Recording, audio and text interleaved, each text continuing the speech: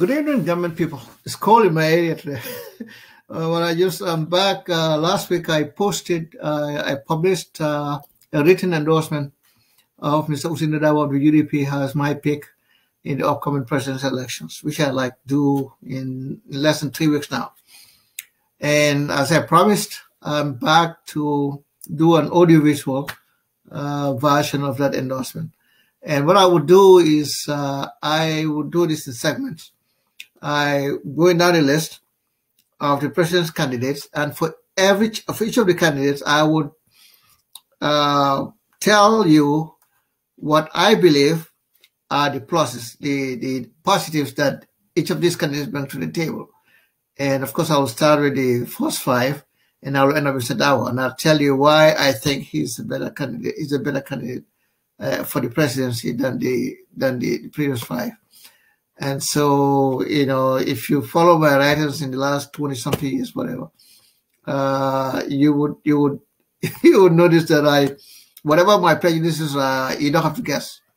All you have to do is read what I write, because I try to be as straight as possible with folks about where I'm coming from, why I say this, why I take the position I take on any issue, and give you the reason for it. And you could agree or disagree, and that doesn't bother me at all. I don't lose any sleep over the fact that what I say or write is unpopular. I just say what I believe, and people can do whatever. And the good thing at this point is most Gambian people have made up their mind now. You are where you are, you support who you support. And for some, it doesn't matter, and to some of us, actually, it does matter why you support somebody. And so this is my take on these candidates. Again, these are my opinion on these guys. And most of these, if you care, you can actually go and verify and see if I'm just making this stuff up. But it is what I believe it is. And so I will start with Barrow, and I will segment it and go to next. I'll move to Rajame and Halifa Salah, Esafal, and Mama Kande, and then before I get to Mr. Barrow, Mr. Davo. And so I will start with Barrow, because he's the incumbent. And so what do I think are the main positives of Adama Barrow? What does Adama Barrow bring to the table? Adama Barrow of 2016 was an unknown candidate. We don't know much about him at all. All we know, he went to Muslim high school, and then somebody said, oh, he was in England for 7 years, and he took a course there on real estate. I don't know. I know real estate course, you can do that 6 weeks, 3 months maybe maximum, and it's done. So when somebody told me at the time that that he did a 3 weeks course, he did a course in real estate. I said, real estate, that's it. That's the extent of it. Of course, that person is now a diplomat working for Barrow. I thought it was a crazy thing. So that's why I wrote, God Save the Gambia. May God save Gambia back in September of 2016. He was very annoyed that I wrote it, but that's your government there for you. But in any case, Barrow has some positives. What are these positives in my view? One, before Barrow took over power, the Gambia had changed completely from the Gambia that I grew up in. Kidnapping, disappearances, people being forced into exile, rape, torture, and all of these I'm saying, these are all state-sponsored. I'm not talking about ordinary people doing these craziness themselves. No, I'm talking about the state-sponsored, the ones that are actually choreographed and commanded, orders given out of State House, by junglers, by the NIA agents, by a whole litany of people who all had a license from the president, from the head of state, to do these things without any accountability. This was the rule of tyranny, impunity. You can do anything you want. As long as you acted in the name of Yaya Jakut, you could do anything you want. So all these terrible things were happening. Now, one of the big positives, for me, for Barrow's leader, is that has pretty much stopped now.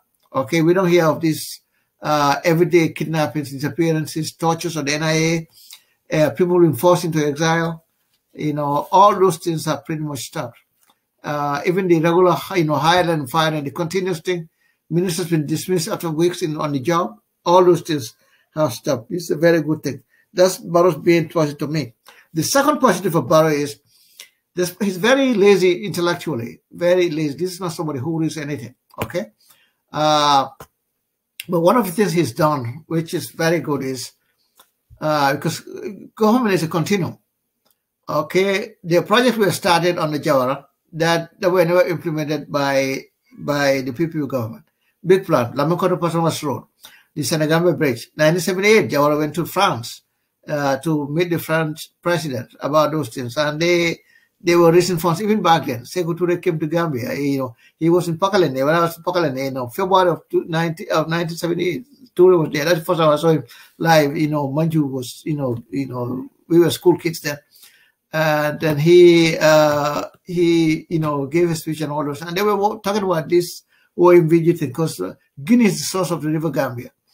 And so, they were at that time, even back then, they're talking about the San Mangalo Dam, in Guinea, which should supply Gambia with electricity. Even back then, it was 1978. Okay, that's well with that, both Javi and myself were, just exiting, primary school. So this wasn't a new thing.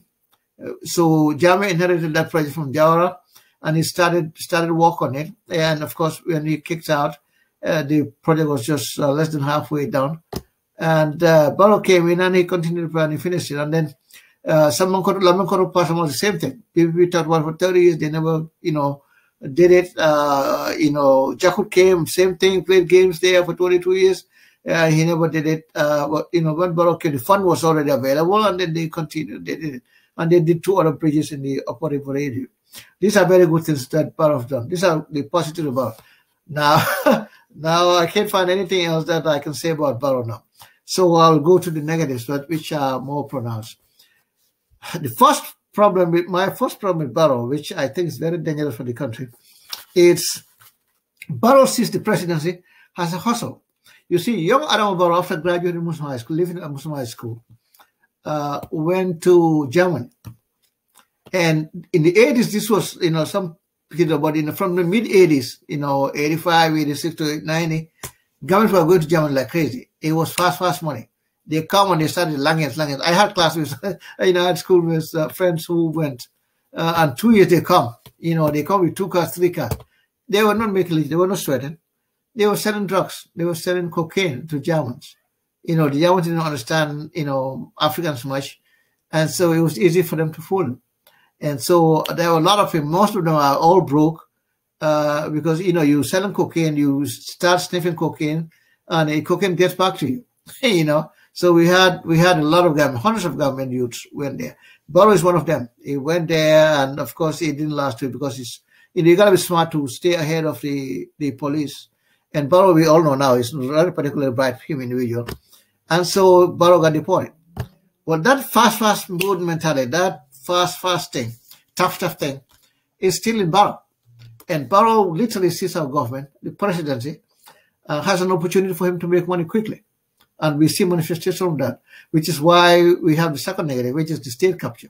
State capture basically means you take over state functions and you basically let a group of business people, merchants, dictate what is good for them. Basically, what is good for them is not what's good for the country, but what's good for their business interests. How do they make money? So we see that in cement. We see that in importation of cement, on food items, on building materials, on oil. You see the effect on our energy supply, electricity supply, water supply. All of these are tied to state capture. We have a group of business people now who literally run Clinton Gambia. Whatever they want is what Barrow does. We know who these people are. They're not hard to find. Ben Suarez writes about them all the time, and he's right. This is just dangerous. It's not a good thing. That's the second one. The third negative of Barrow, which is very dangerous, which really frightens me, is this cocaine business. Gambia is now has replaced Guinea-Bissau now, has a cocaine hub in West Africa. This is dangerous for Gambia. The implications are terrible. On crime, we have seen crime go through the roof. This is directly tied to what's happening with cocaine getting into the country. We know for a fact from Interpol, not because of Gambia police, but from Interpol, we know that 5 tons of cocaine have landed in Gambia in the last 3 years.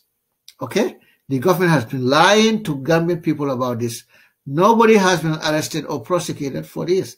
This is dangerous. And we know for the fact that some of the kids now who are committing crimes, burglary, rape, all these crazy break-ins and all these things they're doing, that cocaine has something to do with it, drugs have something to do with it. Because see, thieves in Gambia, thieves sneak into people's houses at night in the cover of darkness. Thieves don't go into a command and start making noise and insulting people and threatening to rape people's daughters in their presence. That is not happening. This is very, very dangerous. This should not happen. This is not an accident. This is happening because cocaine is now being sold inside the country. And we know who are doing this thing. There are people around Barrow. Barrow doesn't care. As long as Barrow is in power, those people remain untouchable. They will remain untouchable. That's the fact of the matter.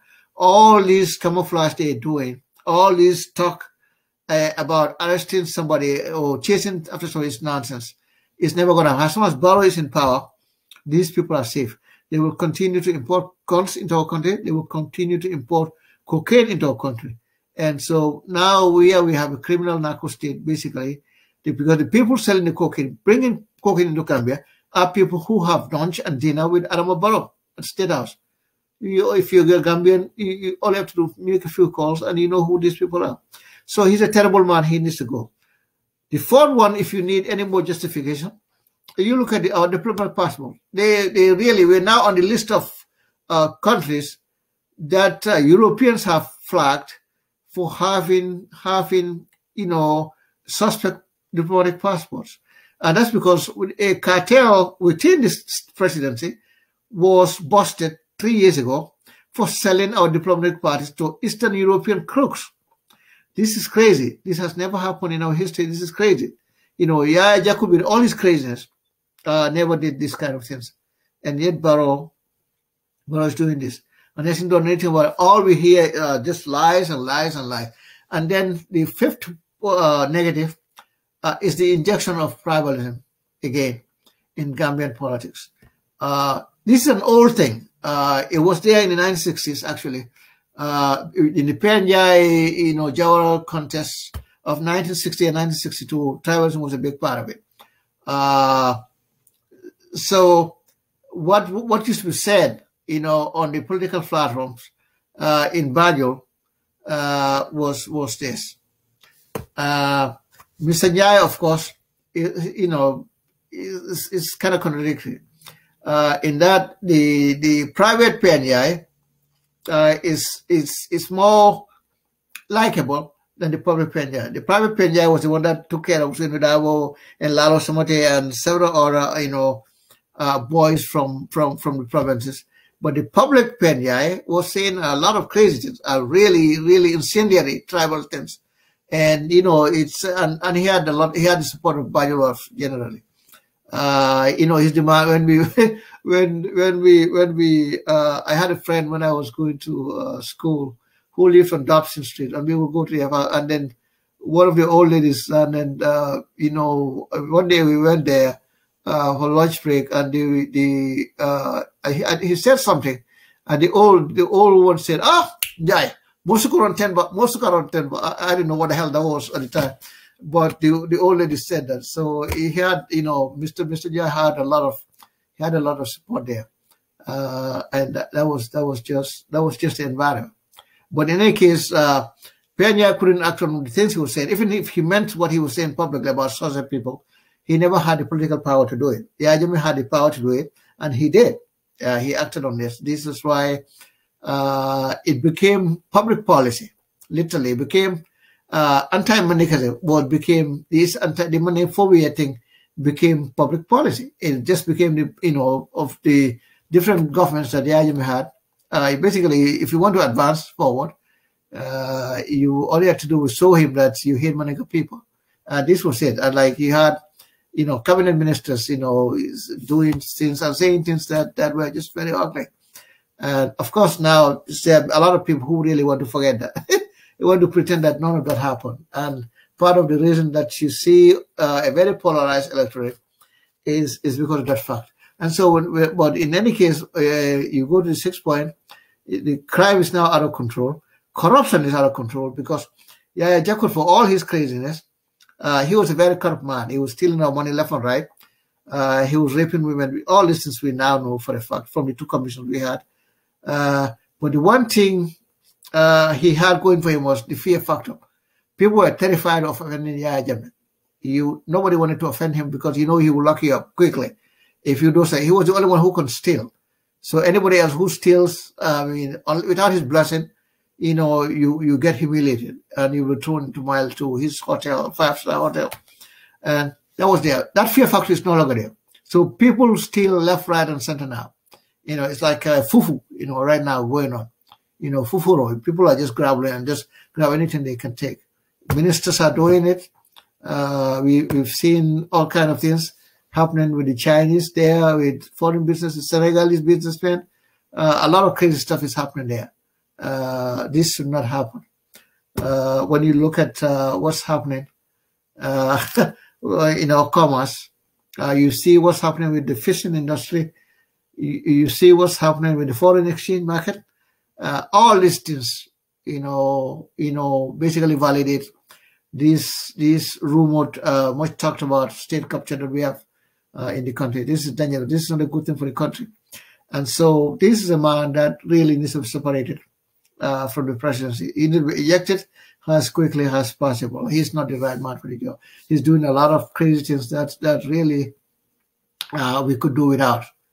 Okay, this is not a good thing. It's not a good thing for us. And part of the problem with Barrow is he's intellectually very lazy. This man has no intellectual curiosity. This is not a man who said, okay, somebody has told me that, let me go on raid. I can search.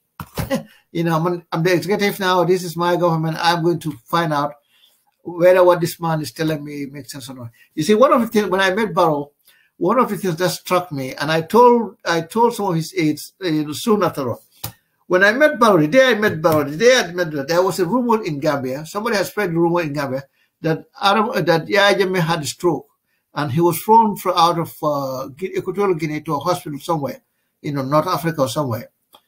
When I was leaving my place in Kotu, the cab driver told me that, Degangali Hewa, and I said, what? And he told me. And I said, what? I had my phone with me and I had connection. So when he told me, immediately I went to Reuters. He said Yahya Jammeh was flown out. Yeah, it's true. I know if it happened, the Associated Press, AP would have the news, or Reuters would have the news. Okay, I went online. I checked AP, the Associated Press. There was nothing there about Jammeh. I checked Reuters. There was nothing about it. Checked the French, RFI, Agent France. I looked at it. There was nothing there. It's funny, when I got to State House, when I was Barrow, the fellow they call Musa Bad, somebody said he's a cousin of, the Fatuba, came in, and Barrow had called him to come and fix something for him, a TV or something. And this, when he came, Barrow said, when we were talking, Barrow said, did you hear, they said he's sick. He has a stroke. They took him out. And when he said that, I immediately shut it down. I said, no. I said, no. I said, that's not correct. I said, don't say it. I said, that's not true, Mr. President. It's not true. That did not happen. I said, I checked it, And but one thing that bothered me when I left Barrow's office, another thing, and I told his folks, how crazy are the people around, how ignorant are the people around Barrow, that they would pass this kind of information to Barrow without verifying the source, without verifying or validating that this is accurate or inaccurate. Somebody makes this story about Yahya Jammeh having a stroke and being thrown out of Equatorial Guinea, and the president of Gambia, they go to the president of Gambia with that kind of nonsense without verifying anything. In just a few minutes, a little less than 5 minutes, I was able to validate that this is nonsense. Because if Yahya Jammeh had been sick, the AP, the Associated Press will have it, or Reuters will have it, or the Agent France will have it. I mean, all of these are all colonial organs. They still keep a tag on the wall because their intelligence agencies depend on them, on this information. And in 5 minutes, I was able to find it. And yet I was with the president of the Gambia, and he was bringing out this credit, and that which is not true. So I shut it down immediately. And of course, he opened his eyes like he had seen a ghost. And I realized, I said, oh, he's already in the bubble. This was January of 2018. So already he was used to people lying to him, telling him what he wanted to hear. Well, I'm not in that business. I've never been there, and I will never be. I will tell you what you need to hear. Whether you're the president or the leveler, it doesn't matter to me. I will tell you what I believe is true. And so that right there tells you something about what we're dealing with. And of course, if you have noticed, we now basically have compromised security, our sovereignty to Senegal. Senegal remains a French colony. Senegal has been a French colony for 200 years now. The Senegalese have a fascination with the French, with the Tuareg. Anything they see the Tuareg do, they love it. Okay? And anywhere the Tuareg go, the Senegalese follow. Somebody to it, Senegalese go. Troyolais Senegalese. Troyolais Senegalese. These were the soldiers of Senegal, the French in Africa. They went when the French went, they want to put down a rebellion in the Congo Republic. The Senegalese went. The French wanted to put down the rebellion in Vietnam, where they were kicked out later on. The Senegalese went. The French went to put down Samori Touré. The Senegalese went. The French want to put down the Algerian resistance. Senegalese went. So every single place that the French have had any sort of trouble in the last 200 years, Senegalese go in large numbers. Dakar was the capital of French West Africa, not because Senegal is the richest colony of the French, no, but because the people in Senegal, for whatever reason, had a fascination with Tuareg. Whatever the Tuareg said, they would do. Okay, that continues to this. Senegal remains a colony of the French. We in Gambia fought for independence from the British. Okay, fought not with bullets, we fought with our mouth. People travel all over the country, mobilized this local support for our independence, and Jawara under the leadership of DK Jawara, they won. We should not cede our independence, our sovereignty, to a French colony, okay? Because sooner or later we will become the 16th province of Senegal. This is outrageous. We should not allow this to happen under any circumstances, and so we should do anything to stop it from. And Adama Barrow is the man who is putting on that Senegalese thing.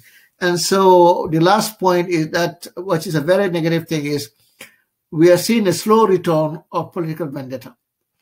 If Adama Barrow suspects somebody is not loyal to him, or somebody whoever supports, it's now a crime basically now to support UDP in the government. If you're suspected of being a sympathizer of UDP, you're out.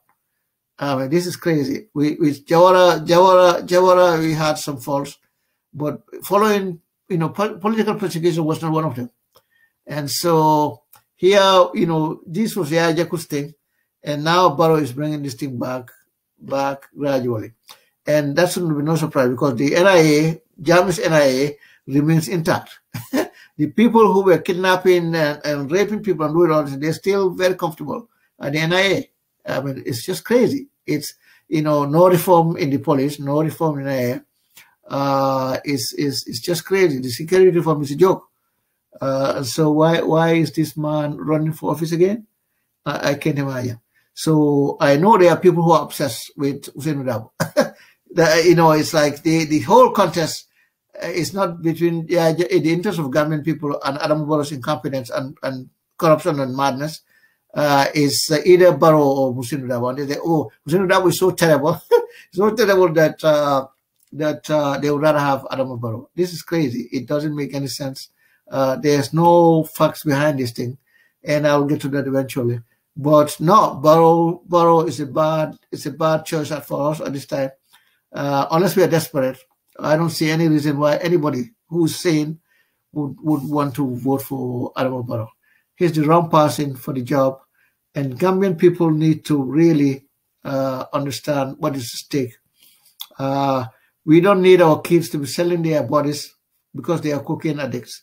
And if Barrow stays in office, that will happen. Crime will never come down, because cocaine, the more cocaine becomes normalized in the country, prostitution, crime, violence, incest, all of those things. If you're high on cocaine, you can sleep with your own mother, on your old sister, or your aunt.